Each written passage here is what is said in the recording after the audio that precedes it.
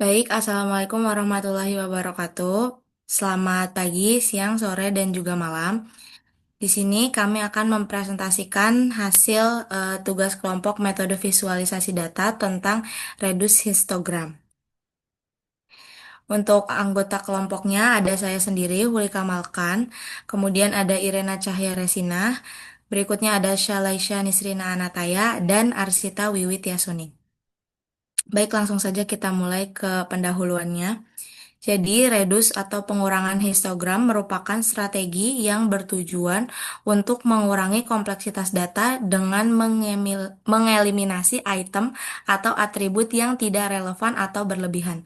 Jadi, istilah redus histogram ini termasuk dalam teknik agregasi data yang artinya kita akan menggabungkan atau merangkum sejumlah data menjadi bentuk yang lebih sederhana tanpa harus menampilkan semua data satu persatu.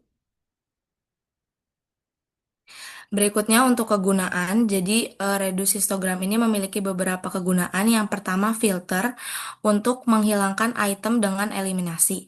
Yang kedua aggregate untuk menggabungkan beberapa elemen atau atribut menjadi satu elemen atau atribut baru yang mewakili keseluruhan grup. Yang ketiga embed untuk menyematkan data ke dalam representasi yang lebih kompleks atau terintegrasi, sehingga memungkinkan pengguna untuk melihat data dalam konteks yang lebih luas. Nah, reduce histogram ini penting karena untuk menghindari overplotting, yaitu saat data terlalu banyak dan menumpuk di grafik. Selain itu juga, reduce histogram dapat membuat grafik lebih informatif meskipun datanya besar dan membantu kita melihat pola secara umum dalam data. Berikutnya untuk dataset akan dijelaskan oleh rekan saya, Tata. Saya persilakan. Baik, jadi untuk dataset ini yang digunakan itu berasal dari dataset Badan Pusat Statistika atau BPS Indonesia dan muatan data kependudukan menurut provinsi untuk tahun 2025. Data ini mencakup berbagai indikator demografis penting yang dibagi per provinsi di seluruh Indonesia.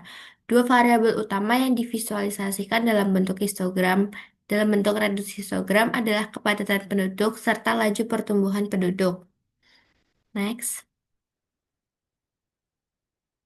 Tujuan dari visualisasi ini yaitu untuk menyederhanakan visualisasi data, menghindari terlalu banyak bin yang bisa membingungkan, membantu pengambilan keputusan pemerintah pusat atau daerah untuk menyusun kebijakan yang lebih tepat sasaran, dan menyederhanakan data statistika provinsi yang biasanya berupa tabel angka menjadi lebih mudah dipahami dan diinterpretasikan dalam bentuk grafik visual yang informatif. Selanjutnya untuk kode bisa dijelaskan oleh Iren.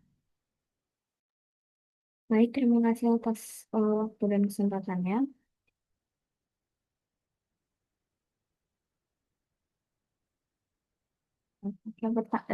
Pertama, kita melakukan import library terlebih dahulu, lalu membaca dataset, lalu menghapus karakter aneh yang ada di kolom, lalu menghapus data-data yang kosong, lalu mengecek nama-nama kolom agar ketika divisualisasikan tidak ada kesalahan dalam penulisan kolom. Oke. Yang kami gunakan ada yang pertama yang biru, atas lagi, atas yang biru. Oh, oke. Visualisasi ini menampilkan rasio jenis kelamin penduduk menunjukkan seberapa seimbang jumlah laki-laki dan perempuan di setiap provinsi pada tahun 2025. Sebagian besar provinsi berada di rasio 100 sampai 104, artinya komposisi laki-laki dan perempuan relatif seimbang meskipun ada beberapa provinsi dengan ketidakseimbangan yang mencolok. Lalu untuk visualisasi yang kedua yang pink. Sementara itu, visualisasi laju pertumbuhan penduduk yang ini memperlihatkan tingkat pertumbuhan tahunan dalam persen per provinsi. Mayoritas provinsi tumbuh sekitar 1,2 sampai 1,5% per tahun, menunjukkan pertumbuhan moderat. Namun ada provinsi-provinsi ekstrim yang tumbuh jauh lebih cepat atau lebih lambat. Kedua grafik tadi penting untuk melihat distribusi demografi antar wilayah, membantu pemerintah dalam menyusun kebijakan pembangunan, pelayanan publik, dan perencanaan jangka panjang. Lalu untuk visualisasi yang terakhir, visualisasi yang ini menunjukkan seberapa tingginya laju pertumbuhan penduduk. Dan di sini dibagi menjadi dua, yang laju pertumbuhan penduduknya kurang lebih dari 300 jiwa per kilometer persegi dan dan lebih dari 1,3%, atau yang laju pertumbuhannya tuh lebih tinggi. Itu. Kurang lebihnya, mohon maaf, saya kembalikan ke Lika.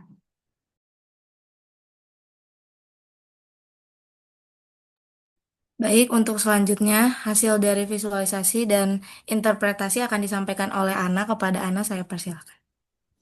Berdasarkan kodean program yang telah dibuat oleh Irena, yang telah dibacakan oleh Irena, kita dapat mengetahui bahwa provinsi dengan kepadatan penduduk lebih besar dari 300 jiwa per kilometer itu ada DKI Jakarta, Jawa Barat, Jawa Tengah, DI Yogyakarta, Jawa Timur, Banten, dan Bali.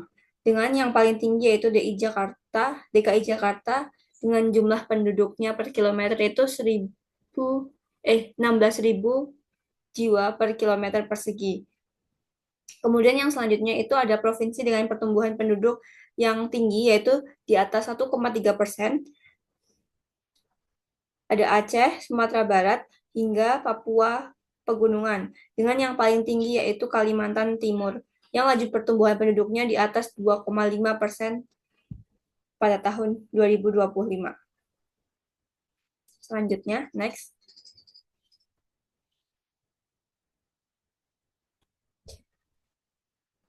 Pada reduce histogram dapat disimpulkan bahwa menggunakan teknik reduce histogram kita dapat menggunakan tampilan visual data kompleks menjadi lebih mudah dan ringkas. Histogram asli dengan jumlah yang banyak itu memang memberikan detail yang tinggi, akan tetapi justru membuat interpretasi menjadi sulit karena distribusi terlihat terlalu tersebar. Sebaliknya, reduce histogram membagi data ke dalam jumlah kelompok bin yang lebih sedikit, sehingga kelompok umum distribusi dapat terlihat jelas dan lebih cepat dianalisis, terutama pada pembaca yang non-teknis untuk mengambil keputusan. Saya kembalikan ke Kulika. Baik, itu tadi presentasi yang sudah disampaikan oleh kelompok kami. Apabila terdapat kesalahan atau eh, kesalahan dalam pengucapan, kami mohon maaf. Sekian, terima kasih. Wassalamualaikum warahmatullahi wabarakatuh.